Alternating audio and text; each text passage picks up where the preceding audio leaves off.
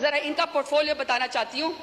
وہ کہتے ہیں ان کی نون لیگ کی پہلی حکومت کا خاصہ ہے اغوا، ابڈکشن، دوسرا ہے جعلی مقدمات، تیسرا ہے سیاسی مخالفین کا قتل، پھر ہے دور حراست جسمانی ریمانڈ، پھر ہے سیاسی کارکنان کو ہراساں کرنا، ضمانت ملنے کے باوجود دوبارہ گرفتار کرنا، ججوں پر انصاف نہ کرنے کے لیے ان کی ویڈیوز بنانا، شہریوں کی زندگی کو میں غیر قانونی طور پر مداخلت کرنا، صحافیوں کو سچ بولنے سے روکنا، احتجاج اور نقل و حرکت کو روکنا، سیاسی سرگرمیوں سے طاقت کے زور پر روکنا، اور ماشاءاللہ رشوت، بھتہ خوری اور اقربا پروی.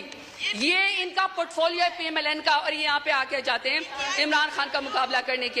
پاکستان ایک ایسا اسلامی جمہوریہ پاکستان ایٹمی طاقت ہے جس میں نواز شریف کی ماں پہ، جس میں شہباز شریف کی ماں کے اوپر خواتین کو سڑکوں کے اوپر گھسیٹا جاتا ہے، ان کی چادر کھینچی جاتی ہے، ان کو پر واٹر کینن استعمال کیے جاتے ہیں، لاٹھی چارج ہوتا ہے، ان کو پر ایف آئی آر کی جاتی ہے، چادر اور چار دیواروں کو پامال کیا جاتا ہے، لیکن کسی کو شرم نہیں آتی ہے، کسی کو شرم نہیں آتی ہے. مجھے بتائیں اسپیکر صاحب، جو وزیر اعظم، جو نون لیگ 14 شہیدوں کا خون کر کے خواتین کے سر سے چادر اتار کے کرسی کے اوپر بیٹھی ہو، تو میں بتانا چاہتا ہوں نہ تمہاری کرسی رہے گی نہ تمہاری بیٹیوں کے سر کے اوپر چادر رہے گی. اگر کوئی منسٹر بنی ہے تو وہ عمران خان کے دور میں بنی ہے. میں سوال پوچھنا چاہتی ہوں اسپیکر صاحب ان کو چپ کرائیں. آرڈر ان دا ہاؤس محترمہ. پروپوزر اور سکنڈر کو بھی اغوا کریں، آپ میرے گھر کا محاصرہ کریں، جب میں گھر سے نکلوں تو آپ میرے اوپر لاٹھی چارج کریں. پورے ڈیرہ غازی خان نے دیکھا کہ پورے ڈیرہ غازی خان کی جتنی بھی پولیس انفورسمنٹ تھی، انتظامیہ تھی، وہ ایک سائڈ کے اوپر کھڑی تھی اور مجھے پاکستانی چوک میں کارڈن آف کر کے اکیلا وہاں پہ کھڑا کیا ہوا تھا. کسی کو شرم نہیں آئی ہے، کسی کو کوئی فرق نہیں وہاں پہ پڑا. جب گھر سے باہر نکلو تو کہتے ہیں کہ آپ این او سی دو. کون سے آئین قانون میں اسپیکر صاحب ہوتا ہے کہ گھر سے نکلنے کے لیے آپ کو این او سی چاہیے؟ باپ دادا نے مسجد بنوائی، نمازوں کے اوپر دروازے بند کر دی، کیونکہ یہ زرتاج گل کے گھر کے سامنے جو وہ مسجد ہے. وہاں پہ مارکیٹ تھی تو مارکیٹ کے دروازے بند کر دیے. انہوں نے کہا عید اور چاند رات کے اوپر بھی یہاں پہ کوئی خرید و فروخت نہیں ہوگی، کیونکہ شاید یہ اس مارکیٹ میں یہاں پہ زرتاج گل رہتی ہے. میرے خاندان کی خواتین اسپیکر صاحب شرعی پردہ کرتی ہیں. 10 دفعہ میرے گھر کے اوپر جب ریڈ کیا گیا، دروازے توڑے گئے، لاتے مار کے پولیس آئی تو وہاں کے سارے وہ باپردہ خواتین گھر چھوڑ کے چلی گئیں. تو آپ کہتے ہیں کہ آپ کو سیاست کا حق ہے.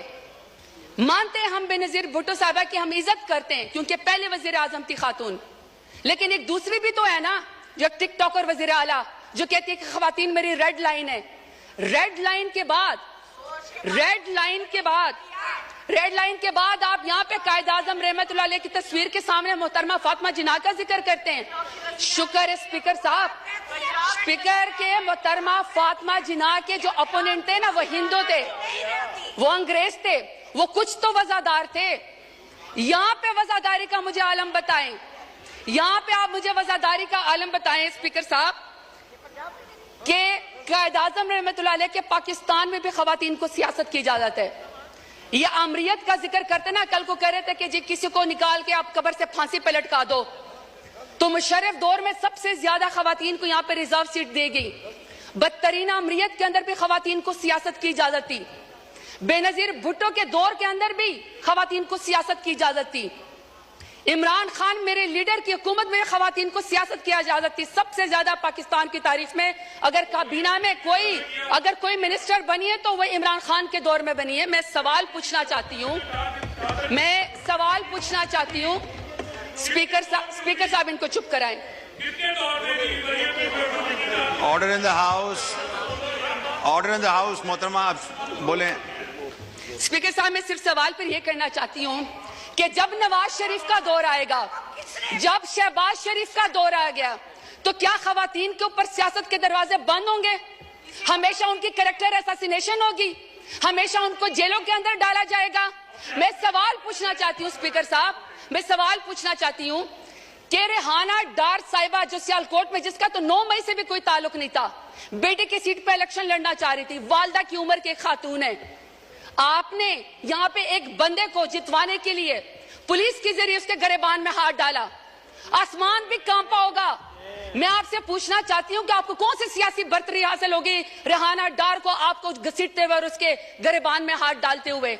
स्पीकर साहब, हमने तो सुना था कि फलस्तीन में, कश्मीर में मकबूजा जगहों पे यहूदी और हिंदू जो खवातीन के खिलाफ टॉर्चर करते हैं, उनको हरास करते हैं ताकि उनको कोई जो है उसके ऊपर बर्तरी हासिल हो जाए।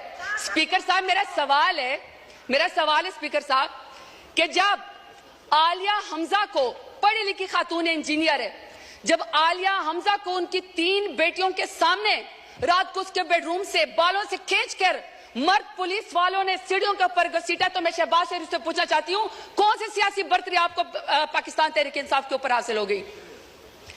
अब मैं डॉक्टर यास्मीन राशिद का जिक्र करना चाहती हूं। स्पीकर साहब, डॉक्टर यास्मीन राशिद है, एक्स मिनिस्टर है हेल्थ की, और वो इस कौम की खिदमत कर चुकी है, कैंसर की सर्वाइवर है, एक लीडर खातून है। आज वो खातून, एक जमानत उसको नहीं मिलती जो कि बुनियादी हकूक के खिलाफ वर्जी है। आप ये चाहते हैं कि कोई पढ़ी लिखी खातून यहाँ पे सियासत के अंदर ना आए, उसके ऊपर दरवाजा बंद कर दिया जाए। तो मैं पूछना चाहती हूँ फॉर्म 47 वाले वज़ीर आज़म से कौन सी सियासी बर्तरी आपको हासिल हो गई। स्पीकर साहब, order in the house please सुने ऑनरेबल मेंबर बोल रही हैं, सुने जी, आप जारी रखें प्लीज। स्पीकर साहब, मैं यहाँ पे बुशरा बीबी का जिक्र करना चाहती हूँ। खातून अव्वल रह चुकी हैं, हयादार औरत है, बापर्दा औरत है।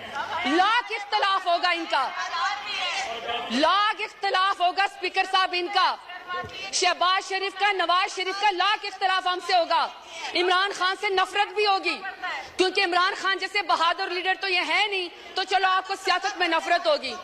स्पीकर साहब, मेरा सवाल है कि दुश्मनी में आप इतने गर गए कि आपने निकाह जैसे सुन्नत नबी, आपने उसके अंदर भी हाथ डाल दिया। कोई बापर्दा खातून भी आपके शर से महफूज नहीं रही। तो मैं पूछना चाहती हूँ कि फॉर्म 47 वाले वज़ीर आज़म से कि आपने बापर्दा खातून की इद्दत के निकाह के केस के अंदर भी हाथ डाल के दुश्मनी की नजर करके खवातीन को आपने क्या पैगाम दिया है। तैयबा राजा, सनम जावेद, आयशा भुट्टा, मैं हजारों के नाम लेना चाहती हूँ स्पीकर साहब। वो जेल के अंदर बैठी हुई हैं, वो जेल के अंदर बैठी हुई हैं, और order in the house please, सबने बोलना है, हर कोई अपनी बारी में बोले जी। स्पीकर साहब, आलिया हमजा, आयशा भुट्टा, सनम जावेद, इसी तरीके से सर तैयबा राजा, वो पुलिस की कस्टडी में बैठी हुई हैं, और तैयबा राजा कहती हैं कि उनकी वालिदा तहज्जुद की नमाज पढ़ रही थी और उनको कोई पुलिस ऑफिसर कोई रेप की वीडियो भेजता है। आपने उस खातून की मां के तहज्जुद के टाइम पे आंसू का कौन हिसाब देगा। ये चाहते हैं कि यहाँ पे सियासत हो खवातीन की, ये लंबरदार है खवातीन की सियासत के, ये कमेटी बनाएंगे सियासत खवातीन की।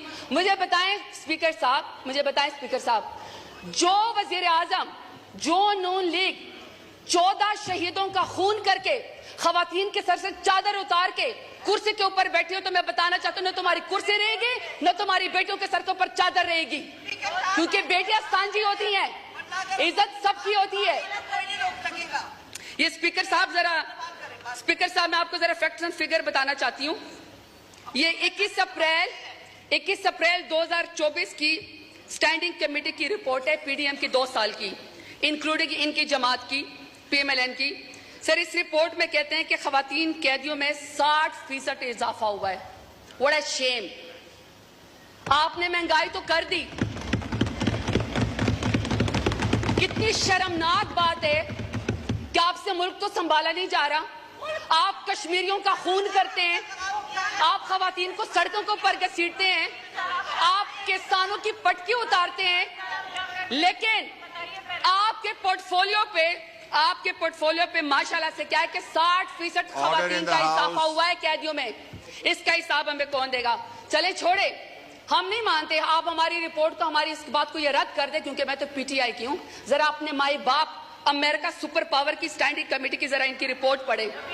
ये जी स्पीकर साहब, ये स्टेट डिपार्टमेंट की ह्यूमन राइट्स कमेटी की रिपोर्ट से, जरा ये पीएमएलएन का मैं आपको